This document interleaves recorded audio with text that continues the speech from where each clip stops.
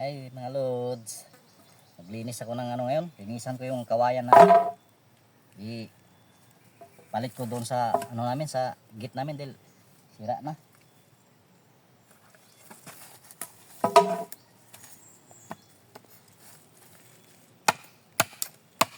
Itakin ko lang mga lods dahil kalimutan ko yung lagari, pero mas madali yung ganito. Takin na lang. Di naman pangit tingnan kasi kawayan na nga lang, di palinisin, di linisan natin ng maayos. Pero ito lang ano niya, yung buko niya lang yung tanggalin ko, pating itong balat tatanggalin natin, madali lang bukbukin. Ito lang ano niya, buko.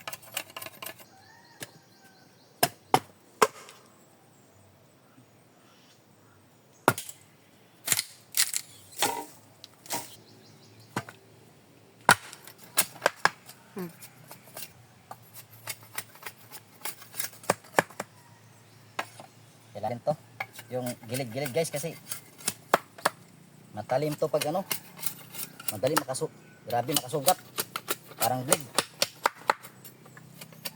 Thank you for watching.